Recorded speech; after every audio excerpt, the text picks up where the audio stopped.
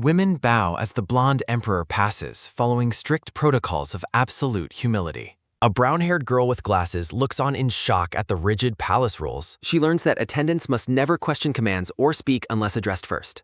The blonde emperor remains a cold and distant 3 steps away from the staff. Amelia keeps her eyes closed, maintaining a perfectly composed and placid expression. Clayton A. Lacarso is introduced as the peerlessly beautiful and powerful young emperor. Amelia smoothly takes the emperor's cloak as he passes through the hall with grace. The emperor looks back, questioning if the silver-haired woman genuinely desires his presence. A sudden thud sounds as the emperor settles into his grand royal study. He is taken aback by Amelia's telepathic efficiency in delivering his requested paperwork. Extreme emotional outbursts and fainting are considered the only normal response to his aura. The emperor declares his maid guilty of cardinal sins against his royal sensibilities. Her unwavering, serene composure is viewed as a direct offense to his imperial dignity. He takes personal offense that his legendary beauty has failed to make her swoon. Chibi Amelia balances an impossibly high stock of documents with zero visible effort. Clearing his throat, the emperor prepares to finally tackle his mounting administrative duties. He finds the silver-haired woman to be a challenge harder than any battlefield quest. A celebratory atmosphere fills the air as people congratulate the new imperial majesty. The chamberlain prepares to present a new group of elite attendants to the emperor. He introduces refined noble scions chosen specifically to uphold the dignity of the throne. A dark-haired noblewoman eagerly offers her services to the emperor with a blush. The emperor receives high praise and congratulations from the enamored crowd of nobles. The chamberlain observes the attendants practically devouring the emperor with their hungry eyes. A thumping heartbeat sounds as the new scions blush and swoon in his presence. Shimmering sparkles accompany the emperor, drawing ecstatic screams of adoration from the admirers. Accustomed to this chaos, the monocled chamberlain expects the emperor to remain indifferent. His legendary swordsmanship is praised as he stands tall before the floral backdrop. The emperor pauses to inquire about the servants standing further back in the room. A heavy footstep sounds as the chamberlain dismisses the background staff as unimportant. The emperor suddenly stops to stand directly in front of the silver-haired woman. The chamberlain formally introduces Lady Amelia, the daughter of Margrave Valletta. The emperor looks at her with a hint of intense curiosity and expectation. Amelia coolly states that she and the emperor have never met before this day. A quick movement sound follows as the chamberlain's sharp instincts begin to flare. He deduces that the emperor clearly harbors a hidden, deep interest in Lady Amelia. Amelia is reassigned while the red-haired Lucia breaks down into messy, loud tears. A buzzing sound of whispers fills the hall as the emperor demands an explanation. Lucia rants about the bugs and trash she handled to keep her elite position. A long sigh sounds as Amelia rebukes the maid for her blatant palace insolence. The emperor is left utterly stunned and bewildered by Amelia's sudden, sharp severity. The chamberlain informs Amelia that her schedule is now entirely at the emperor's whim. Amelia accepts the terms of her new office with a quiet and firm response. He instructs her to report any potential problems to him without any delay. The room remains quiet as he stresses the absolute need for strict confidentiality. He warns that the safety of the House of Valletta rests on her discretion. Amelia reflects on the emperor's dark past when he lived in bitter exile. He was banished to the northern border for slaying a sacred divine beast. Memories of the public's intense rage emphasize the miracle of his current coronation. Her family inadvertently served as the prince's jailers during his period of disgrace. A red, demonic beast looms as she questions her territory's secret financial status. Amelia reflects on being offered as a pawn by her family, the Valletta house. Clayton orders the silver-haired woman to serve as his new personal maid.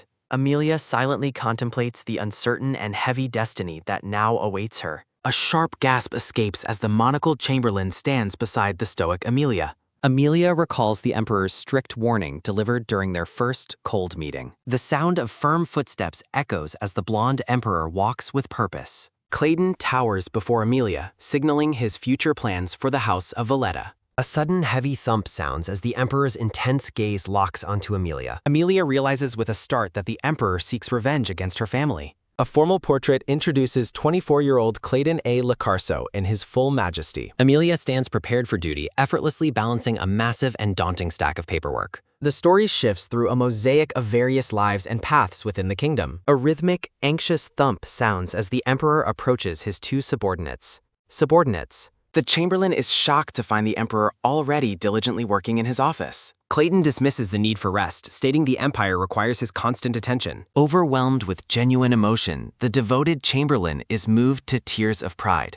Clayton's sudden diligence leaves both the Chamberlain and Amelia questioning his surprising transformation. Settling into his grand study, the Emperor begins reviewing a mountain of documents. The Chamberlain offers to take over Amelia's orientation to save the Emperor time. Clayton firmly rejects the proposal, deciding to handle the training himself. Both Amelia and the Chamberlain are left in a state of utter, baffled confusion. The Emperor declares his intention to personally instruct Amelia on her new duties. The Chamberlain suspects the Emperor is merely inventing an excuse to torment her. A glittering aura follows Clayton as he strides away from his stunned staff. The Emperor and Amelia exchange a look of intense and silent resolve.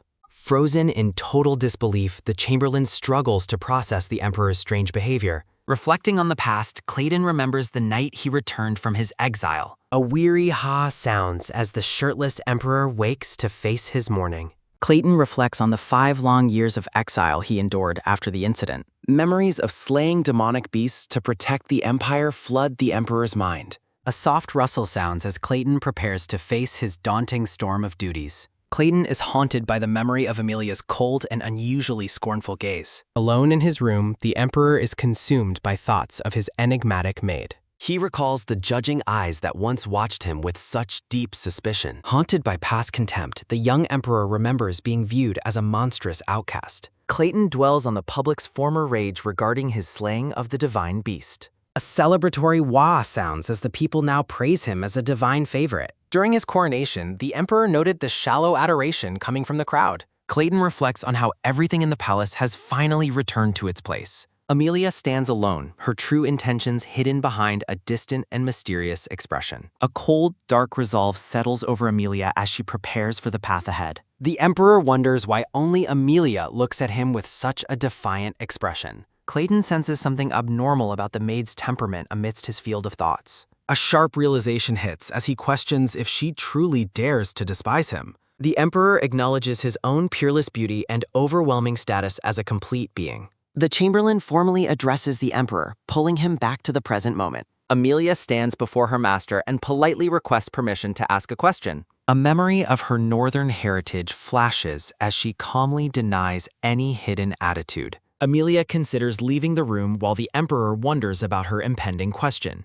Amelia notes the Emperor's prickly gaze while preparing to speak her final mind. Amelia reflects on her northern heritage and how capital citizens view her people as savages. A small gulp sounds as she worries about her lack of knowledge regarding palace supplies. The silver-haired woman maintains a calm, focused gaze while awaiting instructions from her new master. The blonde Emperor watches her closely, his expression a mask of cold and calculated observation. Amelia politely points out that the Emperor only just returned to the palace yesterday. A beastly aura looms as the Emperor questions her audacity to doubt his royal knowledge.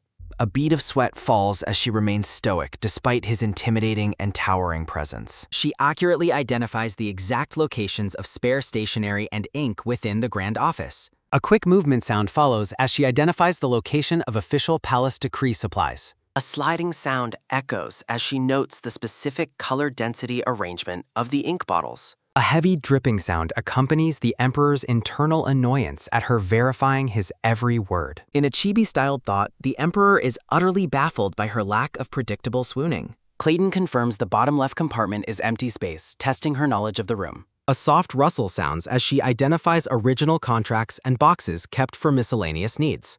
A clicking sound follows as she confirms his information is perfectly precise and entirely accurate. Amelia remains deeply confused by how he knows the office layout so intimately today. A sharp breath sounds as the Emperor realizes he has been talking far too much. Flowers bloom in the background as she praises the systematic nature of the head Chamberlain. A crackling energy fills the air as Clayton feels annoyed by her polite, distant compliment. Shimmering sparkles accompany him as he abruptly orders her to go back and rest. A soft rustle sounds as Amelia prepares to report the encounter to the head Chamberlain. Clayton firmly rejects her plan to report, essentially telling her to just leave the room. An intense shadow falls as she insists on her duty to report his resting status. An angry snap sounds as the Emperor orders her to search the desk instead. Amelia remains firm, begging him for proper education to avoid touching restricted royal items. A large looming cat beast symbolizes his frustration as she leaves him no room for argument. Lightning strikes behind the Emperor as he realizes he cannot refute her perfectly logical reasoning.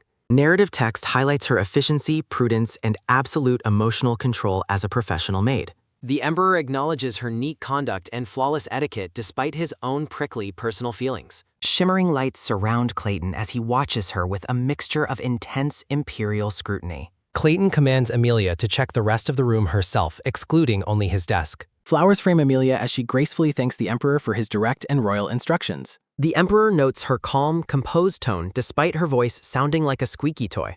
He observes that her movements are cautious yet remain as swift and light as a squirrel. A soft rustle sounds as she moves silently, evoking his memories of the northern border. Clayton wonders if her silence comes from growing up in the monster-infested northern forests. A dark, red-eyed serpent looms behind text describing the northern land as a barren wasteland. A howling wind sounds as two northern figures stand amidst a bleak and snowy landscape. Snow falls as the Emperor recalls the subdued speech and rough lifestyle of the northerners. Flowers bloom around Amelia, who fits his memory of the north without a single error. A sequence of quick tapping sounds follows as she meticulously inspects the office's fine decor. Rhythmic tapping sounds as Clayton watches her work faithfully while ignoring his presence entirely. A sudden flash sounds as the Emperor takes personal offense that she isn't admiring him. Gasping sounds fill the air as women in the past would typically descend into chaos. Clayton reflects on the common ecstatic screams that usually follow his every imperial move. A whooshing sound accompanies women fainting like dominoes at the mere sight of him. A heavy thud sounds as even grown men are moved to tears by his beauty. Standing alone, the Emperor is clearly bothered by the lack of a typical, swooning reaction. Chibi Amelia covers her eyes in his thoughts, leaving him wondering if she is broken. A sharp realization hits the Emperor as he considers other reasons for her strange behavior. Thinking of the past, Clayton wonders if Amelia witnessed his crimes in Valletta. He recalls meeting the Margrave and his sons, yet never crossing paths with Amelia. A sharp gasp sounds as the blonde Emperor is struck by a sudden realization. He wonders if she saw him at the old stream during his northern exile. A soft rustle sounds as he remembers the stream near his former forest hut. Memories of hiding women peeking at his shirtless form flood the Emperor's internal thoughts. Clayton concludes with certainty that Amelia was never among the women spying on him. Feeling wronged, he wonders if her hatred is fueled entirely by baseless palace rumors. Amelia interrupts his brooding, causing the startled Emperor to look up at her. She calmly confirms that her assessment of the office's systematic layout is now complete. Lilies bloom around the silver-haired maid as she stands with a polite, neutral expression. The blonde Emperor watches her closely, preparing to test her with another pointed inquiry. Amelia notes the lack of sword maintenance tools and promises to acquire some immediately. A sudden flash sounds as Clayton is baffled by the woman's terrifyingly perfect observation. He realizes she meticulously checked for both what was present and what was missing. Amelia is visibly flustered when he tells her to focus her attention on him. Rhythmic thumping sounds accompany her internal panic over his strangely embarrassing and bold request. Clayton curtly orders her to withdraw as he prepares to return to his chambers. Walking away, Amelia resolves to work harder to avoid upsetting the Emperor's prickly mood. The monocled chamberlain greets Lady Amelia as she arrives for her early morning duties. He introduces Chief Administrator Clavel Hines, who will educate her on the Empire's status. A heavy thump sounds as Clavel notes the daunting mountain of documentation for today. Rhythmic tapping echoes as the blonde Emperor strides into the room to begin work. A soft rustle sounds as Clayton prepares to review the map on his desk. The Chamberlain instructs Amelia to prepare tea while they proceed with the official briefing. Amelia vows to pour her soul into the task, ensuring she serves the perfect cup. The tea service sits ready on the desk amidst an array of maps and documents. A heavy thump sounds as the subordinates wait for the Emperor's signal to begin. Clayton addresses Administrator Clavel, who responds with a respectful and eager affirmation of duty. Clavel prepares to provide a detailed explanation regarding the status of each imperial territory. He highlights the significant changes that occurred throughout the kingdom over the last 5 years. An intense aura surrounds the Emperor as he currently orders the administrator to start.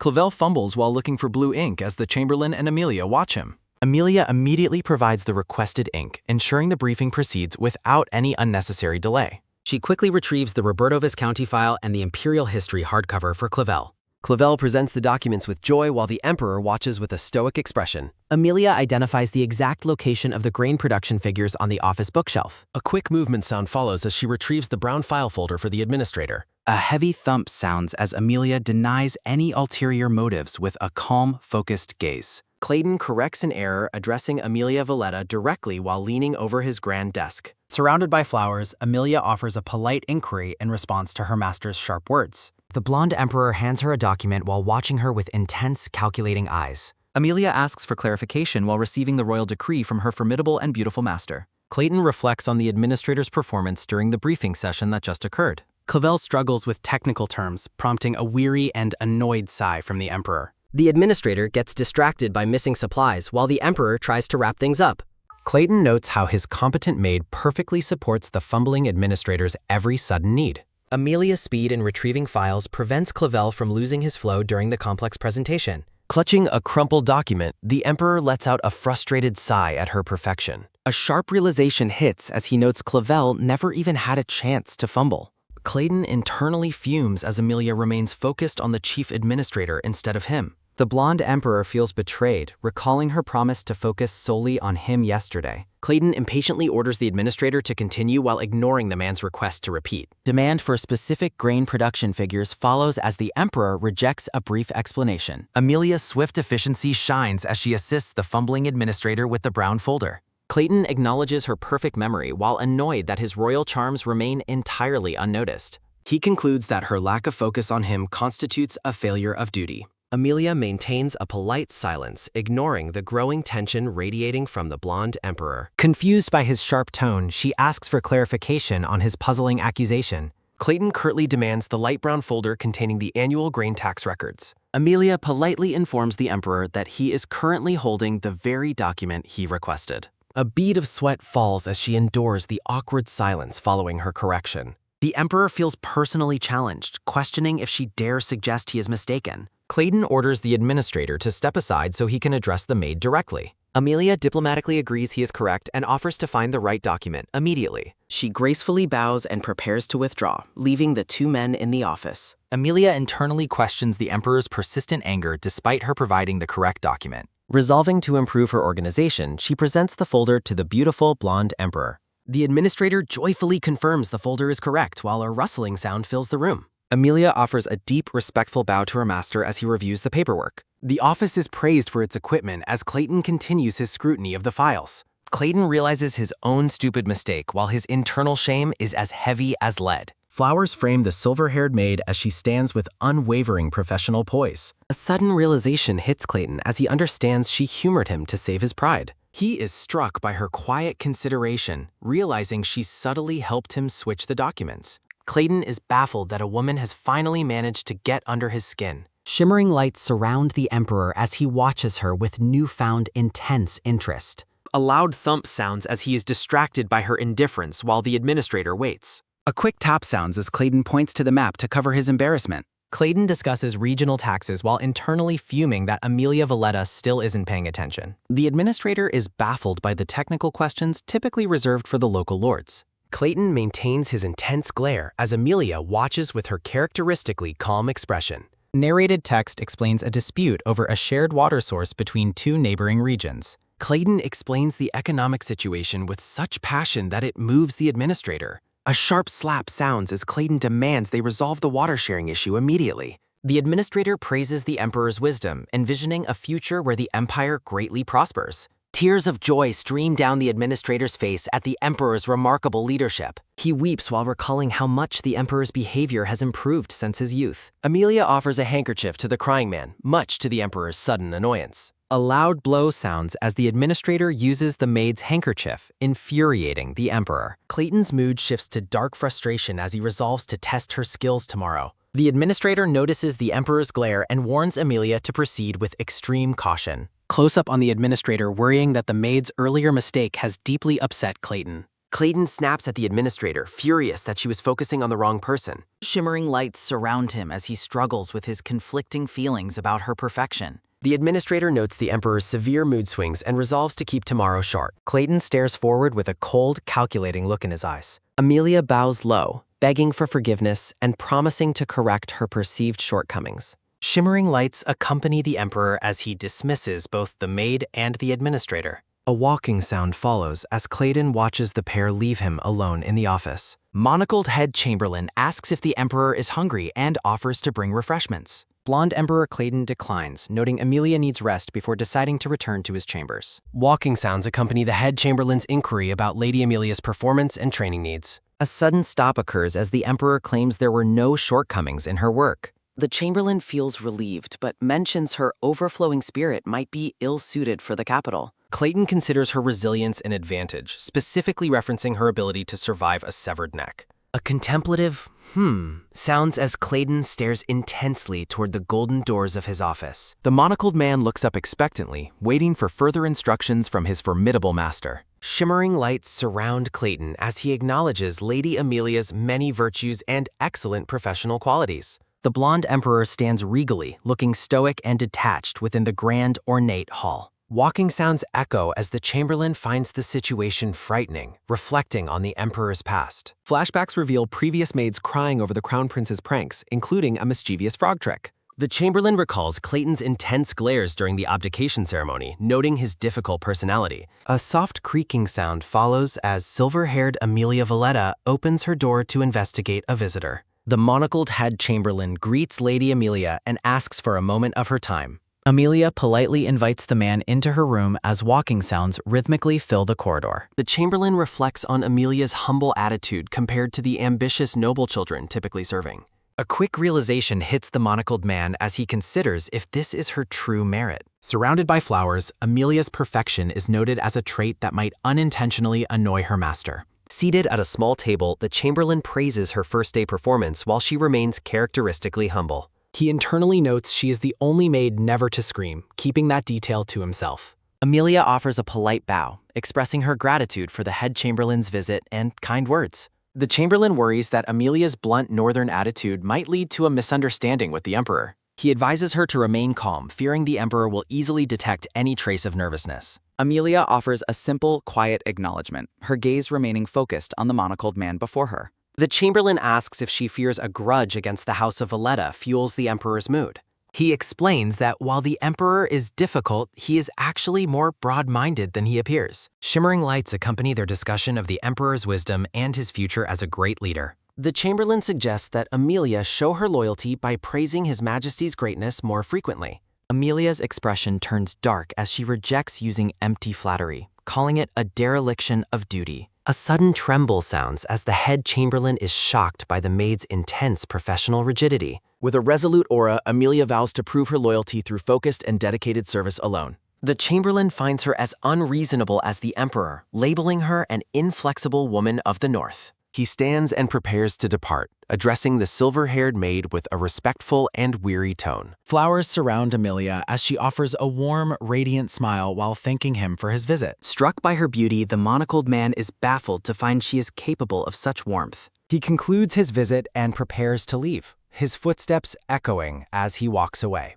The scene shifts to the office where the Emperor and his staff review documents under bright light. The monocled head chamberlain watches the group lost in his deep and analytical internal thoughts. Clayton's frustration grows as he continues to lecture the cowering administrator over his various complaints. Lady Amelia remains in deep concentration, ignoring the office drama to focus solely on her paperwork. Flowers frame the desk as the Chamberlain notes her incredible progress and meticulous organization of documents. Narrated text explains that unlike her predecessors, Amelia does not find the Emperor to be terrible. Clayton and Amelia stand together amidst flowers, looking regal despite the underlying tension of their relationship. The Chamberlain concludes the Emperor's behavior is more of a childish tantrum than a real grudge. He notes the clash between the blunt northerner and the Emperor's personal interpretation of her attitude. A cold wind blows as the Chamberlain resolves to clear the misunderstanding to save his own sanity. Narrated text highlights the Chamberlain's concern for Margrave Valletta's daughter as she serves in the palace. Walking sounds follow as the Chamberlain praises the Emperor's progress and reliability during his lessons today. Monocled Chamberlain commends Lady Amelia for her great adaptation and progress during her very first day.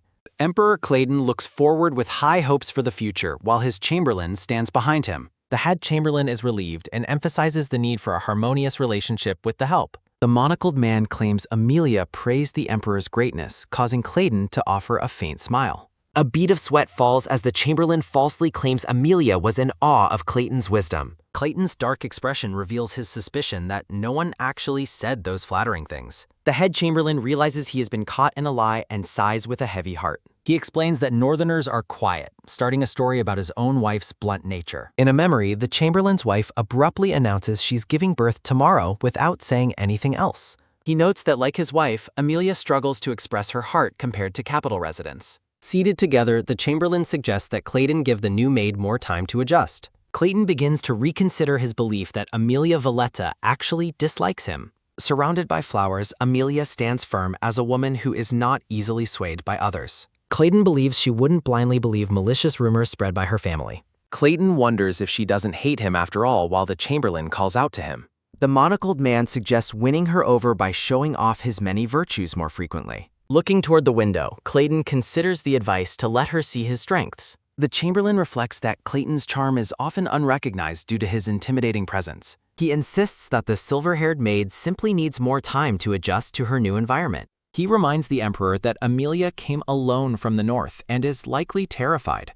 Clayton looks upward, acknowledging that her journey for her family's sake was likely difficult. The chamberlain warns that the emotional distance is vast and must be narrowed first. Clayton skeptically suggests his innate danger might make closing that gap impossible. Chibi memories reveal the chamberlain's struggle to adjust since Clayton returned 5 years ago. Clayton concludes his charm is what flusters ladies, leaving the head chamberlain completely baffled. Clayton believes his beauty will solve everything, shocking the monocled man into silence. Clayton declares this the perfect method, leaving the chamberlain struck by his master's vanity. The blonde emperor stands with renewed confidence, ready to use his charm to his advantage. Visions of his dark exile in the north flash by, filled with judging eyes he wishes to erase. Clayton resolves to never again be looked at with the contempt once seen in northern eyes. A sudden, sharp tap sounds as Clayton praises the chamberlain, startling the monocled man. Clayton beams a radiant smile, causing the head chamberlain to tremble with nervous confusion. Sunlight bathes the imperial office as the final day of the administrator's training begins. Walking sounds echo as Amelia enters and politely offers the emperor a good morning greeting. Clayton hides his face while chuckling nervously, his confidence wavering as she watches. A shimmering light surrounds Amelia as she waits for her master to speak. Clayton strikes a charming pose and comments on the lovely weather with a confident grin. A bright flash accompanies the emperor's posing, while Amelia agrees the weather is indeed lovely. Amelia hurries off to prepare tea, leaving the emperor standing alone in his dramatic pose. Clayton eagerly looks forward to the tea, while Amelia is left puzzled by his strange behavior. Soft clinking sounds fill the air as Amelia meticulously prepares the tea service for the emperor. Amelia finds the emperor's intense, dazzling aura to be incredibly uncomfortable while she works. She feels very uncomfortable as the radiant blonde man stands right behind her while she pours. As she pours, she struggles to find the right word to describe his overwhelming presence. She concludes that his flawless performance is perfect, but finds it almost inhumanely intense. Amelia reflects on how capital smiles differ from the hardened expressions of the north. Flashbacks show northerners enduring cold and monster attacks, never having the luxury of such smiles. Amelia murmurs about his perfection while Clayton suddenly approaches her from behind. A sudden stop occurs as Clayton beams and asks to be handed the tea. A quick gulp sounds as Clayton enjoys the tea while Amelia watches his reaction. Amelia waits with her characteristic calm, asking how the tea tastes to her master. Emperor Clayton pauses mid-sip, his gaze fixed intensely on the silver-haired maid standing before him. Clayton leans in startlingly close, causing the flustered Amelia to panic over their sudden proximity. Reflecting on his performance, the emperor resolves to maintain his kindness despite not feeling entirely perfect. Clayton beams a radiant smile, internally confident that Amelia will soon offer him a well-deserved compliment. Amelia remains stoic and detached, her neutral expression showing no reaction to the emperor's dazzling display. A sense of rejection hits Clayton as he realizes the silver-haired maid is completely ignoring his presence. Clayton is baffled by the silent treatment, while Amelia finds his intense, flawless smile deeply off-putting. Thinking back, the chamberlain attributes Amelia's lack of appreciation for beauty to her dreary northern upbringing. Amelia takes the tea set with trembling hands, feeling lightheaded from her master's overwhelming and strange behavior. Walking sounds echo as the head chamberlain discusses seasonal shipping costs with the distracted blonde emperor. Clayton acknowledges the administrative update with a cold, sharp look as the chamberlain confirms the details. The silver-haired maid looks startled as the emperor suddenly turns his intense focus back onto her. Surrounded by shimmering flowers, Clayton offers a charming smile and suggests they begin the day's work. Amelia is caught off guard as the emperor leans in once more to address her directly. Flowers frame the confident emperor as he repeats his invitation to start the morning's planned lessons. Clayton looms close behind Amelia, leaving her flustered and unsure of where to direct her gaze. The emperor clears his throat regally, drawing the attention of the silver-haired maid standing by his side. Seated at his desk, the monocled chief administrator announces that today's lesson will cover lighter empire topics. Walking sounds fill the room as the Chamberlain begins his report on events during Clayton's long absence. Amelia feels relieved to avoid handling documents, but remains uneasy about the Emperor's bizarrely perfect behavior. As the Emperor continues to pose, Amelia grows increasingly suspicious of his sudden and extreme kindness. The maid wishes Clayton would just express his true frustrations rather than maintaining such an inhuman facade. The chief administrator describes a historical factional struggle, while Clayton listens with an unreadable, stoic expression. Clayton notices Amelia is still avoiding his gaze, leaving him puzzled by her continued quiet resistance. The Emperor finds her unyielding nature irritating as the Chamberlain carries on with his lengthy historical briefing. With great enthusiasm, the Chamberlain recounts how a southern love affair escalated into a full-scale territorial war. Clayton looks visibly drained by the trivial gossip while the gray-haired administrator continues his animated storytelling. The Emperor worries that his social reputation rests on Amelia's ability to appreciate his many refined virtues. Recalling his past, Clayton reflects on how his status and charm usually win favor without any effort. Despite a lavish setting and his best attempts at charm, Amelia remains cold and unimpressed by him. Clayton is frustrated to see his special efforts failing as the maid continues to ignore his presence. Looking at her calm, beautiful face, the Emperor struggles to understand why his beauty is having no effect. Clayton notes the conclusion of the lecture as the administrator finishes presenting the prepared educational materials.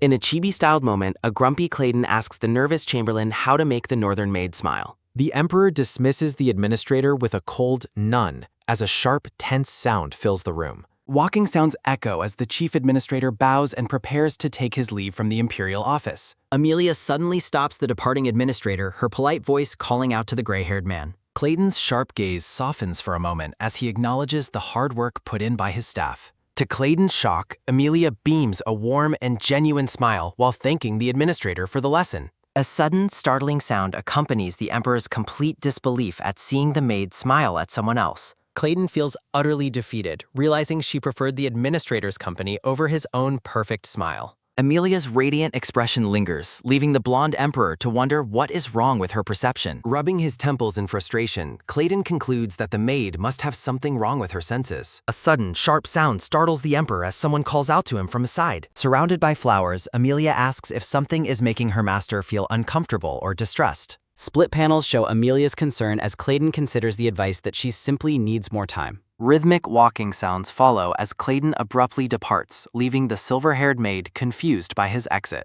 Amelia watches her master walk away, his sudden departure leaving the room in a state of quiet confusion. A sharp metallic sound rings out as the blonde Emperor draws his sword with a sudden, forceful movement.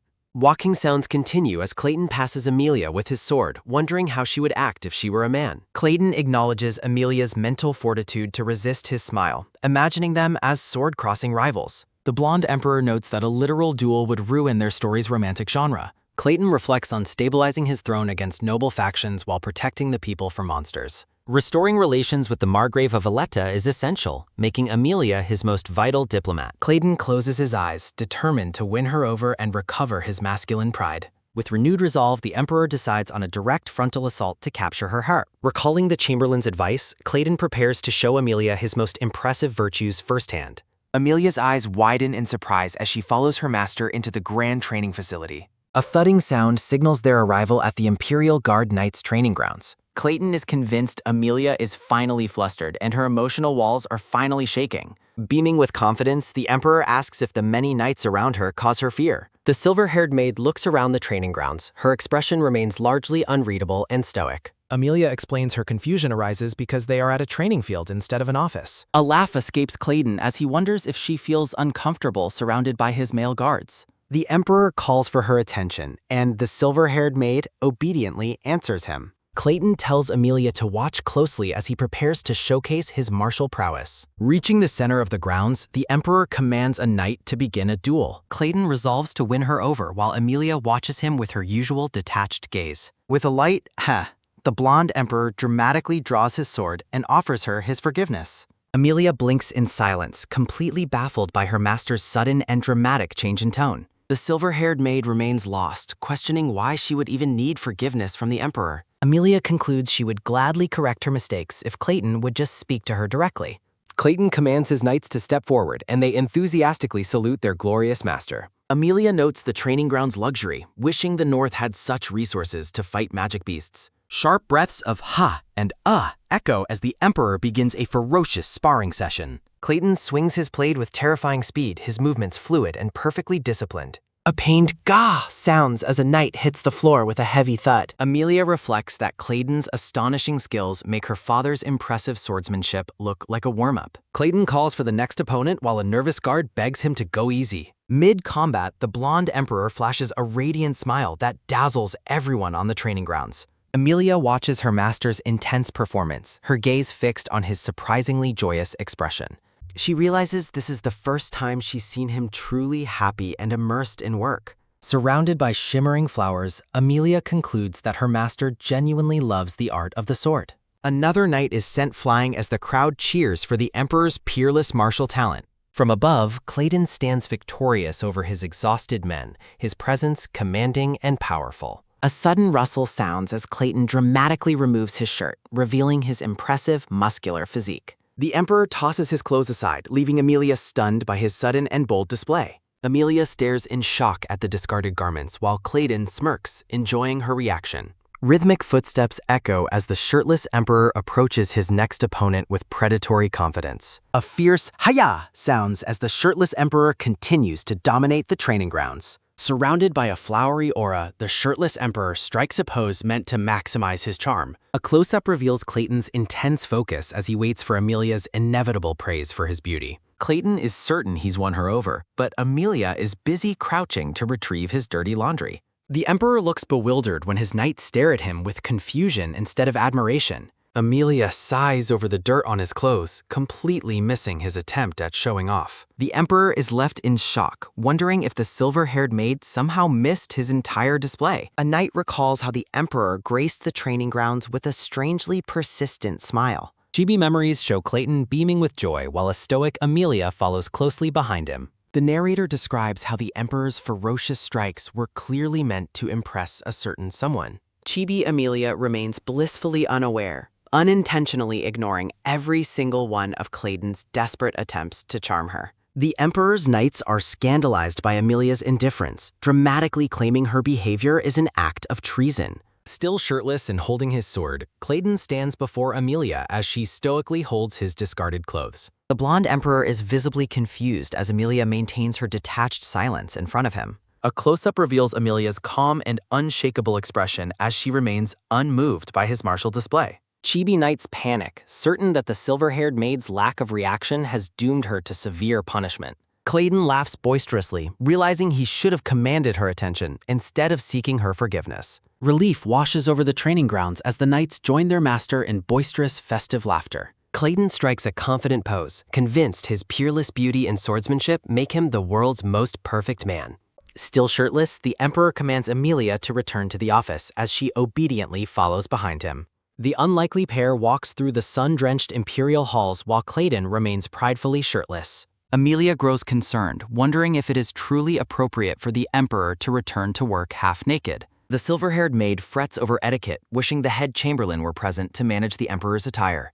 A subtle, arrogant smirk crosses Clayton's face, certain he has finally overwhelmed her with his masculinity. Clayton smugly assumes Amelia is so captivated by his physique that no other man will ever satisfy her. The emperor turns to address Amelia Valletta directly, unaware of the practical request she is about to make. Amelia maintains her distance as Clayton resolves to be a cruel and unforgettable figure in her life. Amelia politely calls out to her master, prompting a sharp and curious response from the shirtless emperor. Shock and disbelief hit Clayton when Amelia bluntly requests that he return to his bedchamber immediately. Misinterpreting her words, a flustered Clayton is stunned by what he perceives as a bold romantic advances. Amelia clarifies that his shirtless state is simply embarrassing and offers to escort him to his room. A bewildered escapes Clayton as he realizes his attempts to be charming only resulted in embarrassment. The Emperor stares at his bare chest, the word bed echoing as his romantic delusions shatter completely.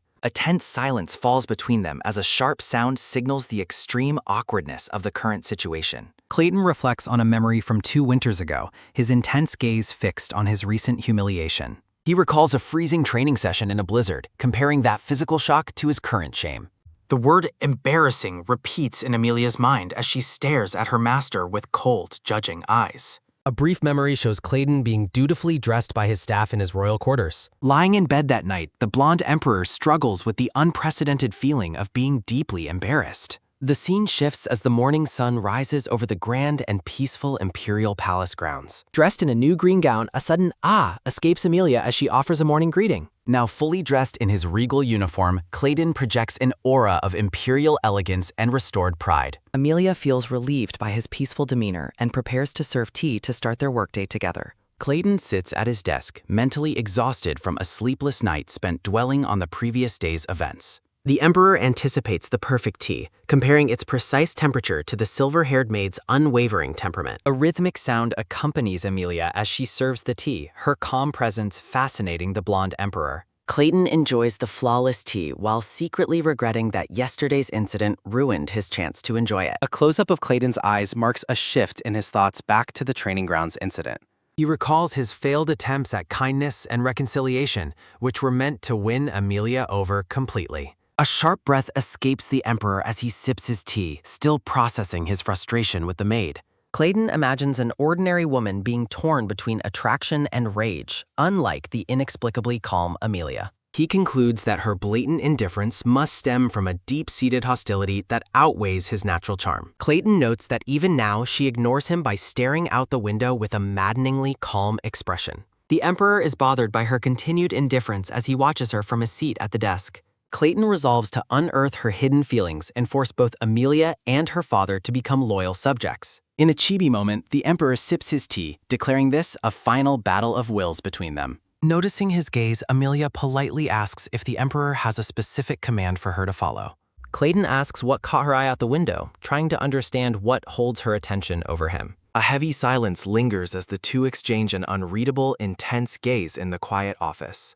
Amelia notes that the capital sky is far clearer and more pristine than the sky of the north. Looking melancholic, the silver-haired maid reflects on the distant and stark sky of her northern home. Narration describes the unforgettable, freezing blue hue of the northern sky that haunts Clayton Locarso. The blonde emperor notes that northern stars shine with a brilliance unmatched throughout the empire. Amelia admits she only watches the sky for agricultural signs, failing to notice artistic variations. Clayton concludes that Amelia's aesthetic perception is significantly duller than that of an average person. A confident smirk grows on Clayton's face as he plans to utilize her perceived visual weaknesses. Surrounded by flowers, the blonde emperor leads the stoic silver-haired maid toward a new destination. The scene shifts to the imperial garden, where majestic peacocks roam near a grand fountain. A surprised "ah" escapes Amelia as Clayton brings her to the vibrant and lush garden. Clayton gestures toward the peacocks, hoping the display will finally awaken her dormant aesthetic sensibilities. Amelia gazes at the shimmering tail feathers, her expression remaining characteristically calm and analytical. Amelia praises the animal husbandry, leaving the emperor bewildered by her purely practical observation. Frustrated, Clayton compares her vision to a mole's, appalled by her lack of romantic appreciation. Clayton resolves to magnanimously endure her flaws, certain her taste will improve under his guidance. Unaware of his inner turmoil, Amelia concludes her master simply had a strong desire for peacocks. The silver-haired maid feels a sense of relief seeing the emperor in such high spirits. Clayton invites Amelia to sit beside him to avoid straining her neck while observing. With a startled "ah," Amelia is gently pulled down to sit on the sun-drenched grass.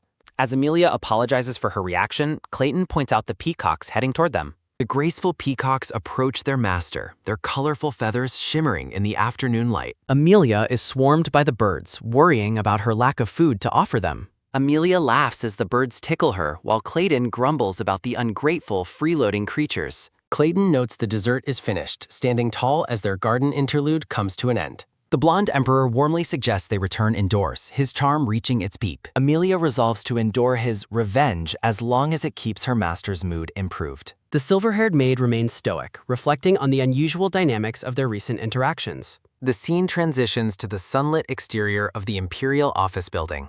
Inside the grand office, Clayton and Amelia stand before an immense basket of colorful candy. A close-up highlights the excessive abundance of lollipops and sweets piled within the wooden basket. Amelia stares at the sugary mountain in disbelief, recognizing another attempt at her sweet revenge.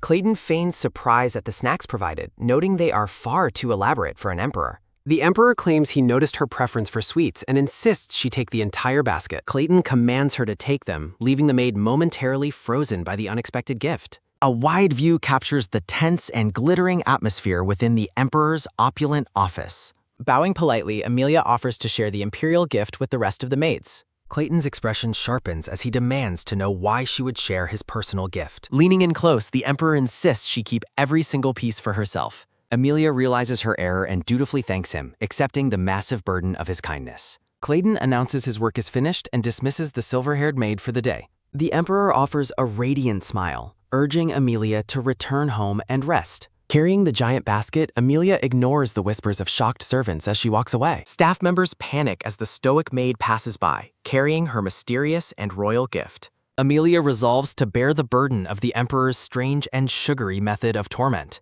Gossiping servants wonder if the maid saved a royal to deserve such a precious reward. Alone in the dim hall, Amelia stares at the candy with a look of quiet contemplation. The silver-haired maid remains lost in thought, questioning how to handle the Emperor's latest move. Amelia reflects on her missed dinner, already sick of the overwhelming scent of the sweets. Looking back at his office, Amelia admits her heart aches at her master's unusual behavior. Chibi Amelia wishes he would resort to anger instead of looking so inexplicably tearful. Narration recalls how the unbridled Clayton once dared to slay a divine beast in the north. Clayton sits arrogantly on a throne amidst a blood-stained floor, the embodiment of ruthless power. Amelia finds the Emperor's sugary gift almost cute, seeing his gesture as a relief. Walking with the Emperor, Amelia wonders if Raglan will be surprised by the current situation. The head chamberlain visits Amelia's room, concerned that she missed dinner after her long day. Amelia looks flustered and awkward as she tries to explain the presence of the candy. The head chamberlain is stunned, mistaking the candy basket for a royal marital apology gift. Amelia explains the kitchen likely misunderstood, and the Emperor simply gave her the unwanted sweets. Adjusting his monocle, the head chamberlain decides to order different refreshments for the imperial office.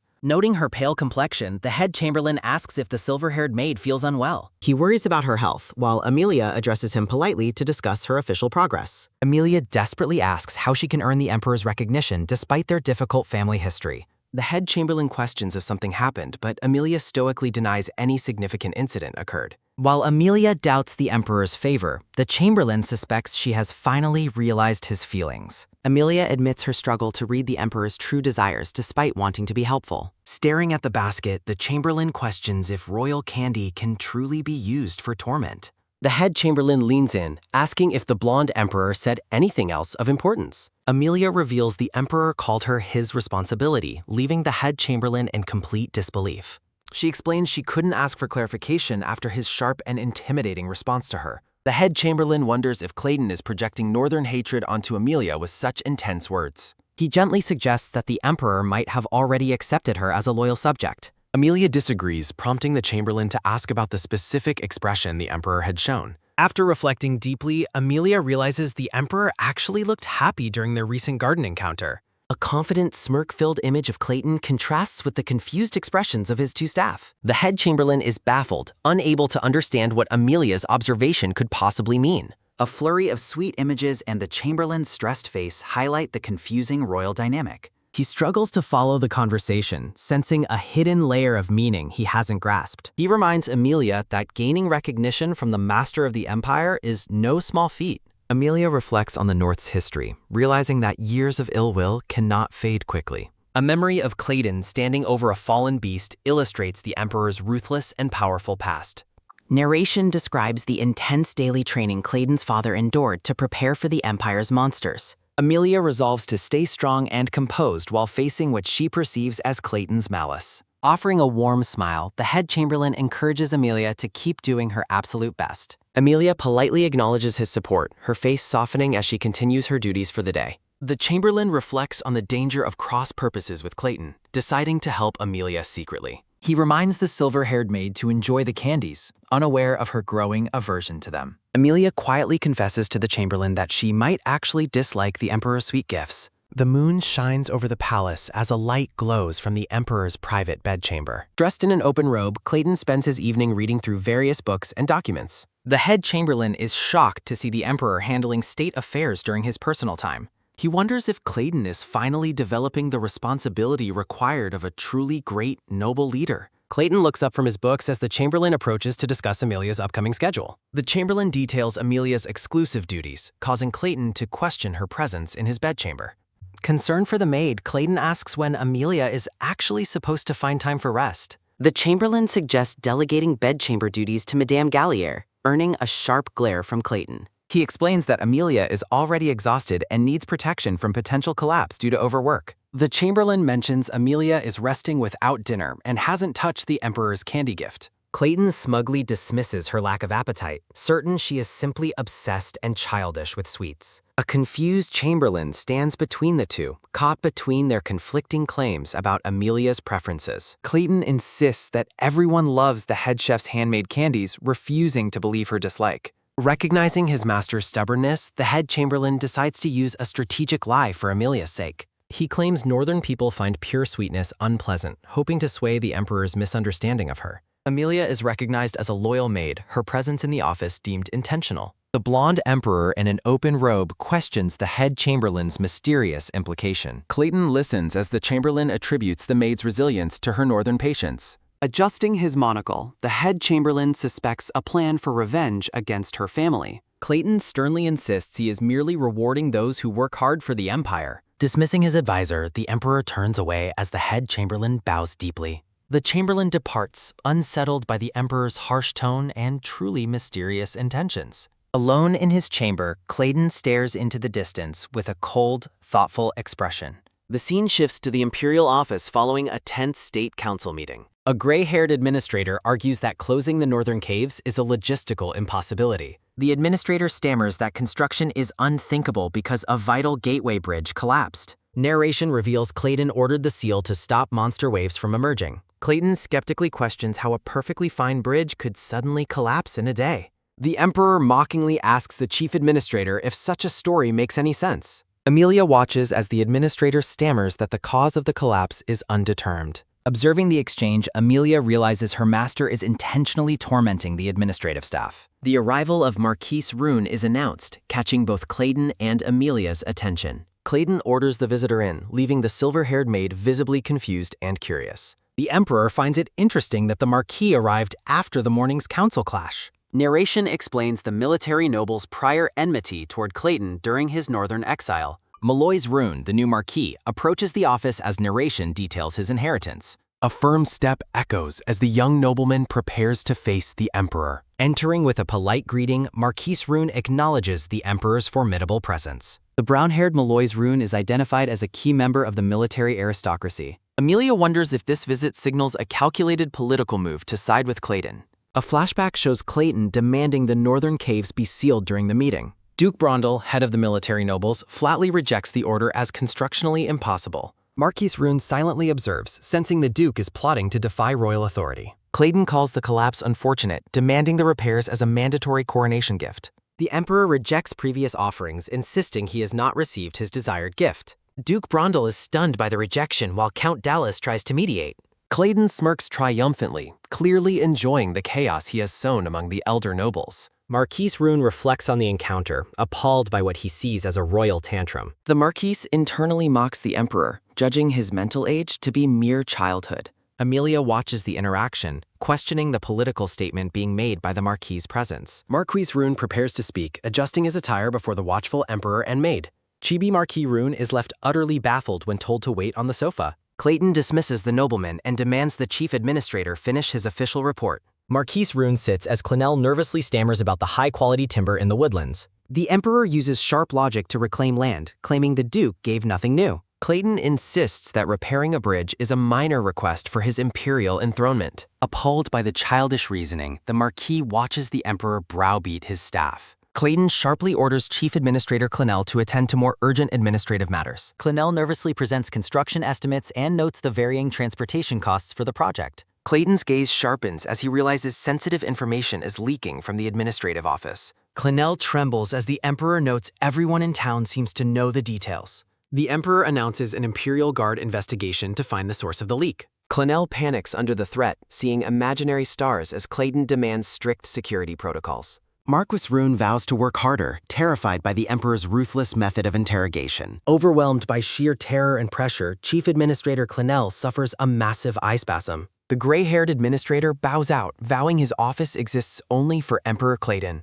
Amelia watches Marquis Rune, noticing a subtle nervous twitch and diagnosing a magnesium deficiency. Clayton orders Amelia to serve the Marquis tea, and she politely acknowledges his command. Marquis Rune finds the silence suffocating, noting Amelia is the only thing moving calmly. The Marquis internally dismisses the Northern Maid as someone ignorant of complex imperial state affairs. Clayton suddenly breaks the silence, mockingly questioning if the Marquis is simply admiring his maid. Marquis Rune trembles under the blonde Emperor's heavy gaze, a cold sweat breaking out. Confused by the Emperor's unpredictable nature, the Marquis wonders if he is being serious. Pulling himself together, Marquis Rune acknowledges that the man before him is truly Emperor Clayton. Narration reflects on Clayton's legendary reputation for scandals, swordsmanship, and slaying a divine beast. The memory of Crown Prince Clayton is described as a lingering echo from the past. A dark memory shows a blood-splattered Clayton standing over a kill with his sword drawn. Marquis Rune admits he once considered the Emperor's solo victories over demonic beasts as exaggerations. Military nobles previously suspected collusion between the Crown and Margrave Valletta, demanding a formal investigation. Despite past doubts, the Marquis respected that Clayton fought to suppress the monsters while abandoned. The Marquis is privately appalled, never imagining the powerful Emperor would be so petty. A stylized title heralds the beginning of a destructive session within the Imperial office. Marquis Rune sincerely regrets gambling his family's fate on a man who acts so childish. Clayton focuses on a report regarding construction estimates for sealing the palace's eastern section.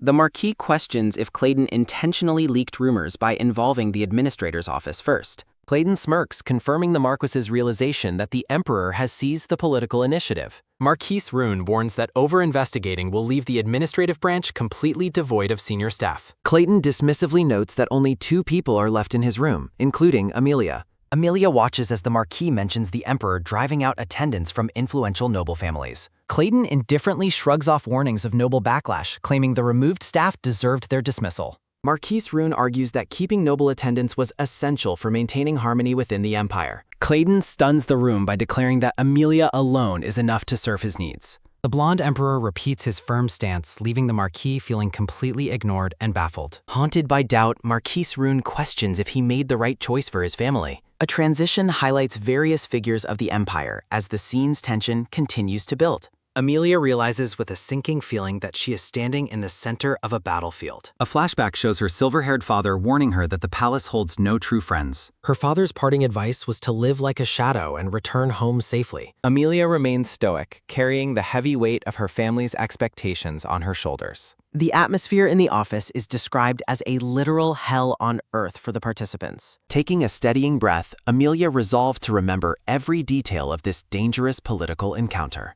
Standing tall, the silver-haired maid prepares herself for whatever madness the Emperor has planned next. Clayton demands to know the Marquis's actual business, warning it better be worth the tea. Marquis Rune suspects Clayton is using the maid as a shield to purge noble aides. The Marquis details the massive debt his family incurred to gift the Emperor Lucas pearls. Clayton pauses, recalling the specific gift the Marquis mentioned during his report of the pearls. Clayton laughs mockingly at the gift size, causing Marquis Rune to suffer a physical shock. The Marquis formally proposes a reconciliation, suggesting his military faction would be a beneficial ally.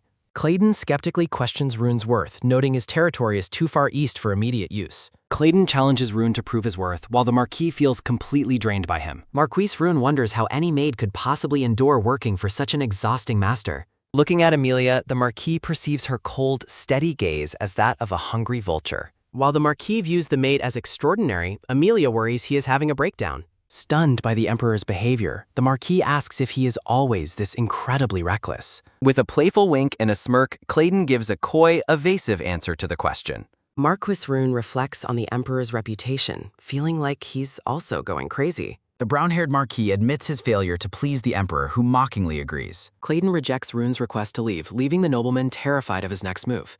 Clayton commands Amelia to cover her ears, surprising the stoic silver-haired maid. Amelia offers to step outside, but the Emperor sharply questions her attempt to leave. Clayton insists she plug her ears and make noise to block out the conversation. Recalling her father's advice, Amelia determines this bizarre request is easy enough to follow. Amelia turns away as ordered, while the blonde Emperor watches her with a smirk. A loud "ah" echoes as Amelia plugs her ears while Rune watches, completely stunned. Marquise Rune is frozen in disbelief, utterly baffled by the absurdity of the situation. While Amelia makes noise, Clayton calmly asks Rune's opinion on Margrave Valletta. Rune acknowledges Valletta's vital role in the Empire's survival despite the current madness. Clayton credits the Margrave for securing the North while focusing on the desk. Rune feels ignored as the Emperor stares at the maid instead of responding. Despite the prank, Rune notes that the blonde Emperor's gaze is excessively serious. The Marquis realizes the noise has become a melody the Emperor is genuinely enjoying. A vision of the North appears as Amelia's song fills the Imperial office space. Lost in the melody, the silver-haired maid sings peacefully amidst a dreamlike green landscape. Clayton asks if the song is beautiful, receiving Rune's affirmation as the correct answer. Clayton reveals evidence proving Duke Brondel did not actually destroy the bridge to Holleton. The Emperor issues a chilling threat against leaking information, mentioning the Imperial Guard. Marquise Rune bows, accepting the command while feeling completely drained by the Emperor. Walking away, Rune mentally questions why his father never warned him Clayton was insane. A sharp contrast shows the Emperor's intense gaze against the Marquise's weary, defeated expression. Amelia notices the Marquis has departed and wonders if she should finally stop singing. Clayton approaches her, recalling her habit of singing that song first at northern festivals. The Emperor explains how he knows the song and hands a mysterious red box to Amelia.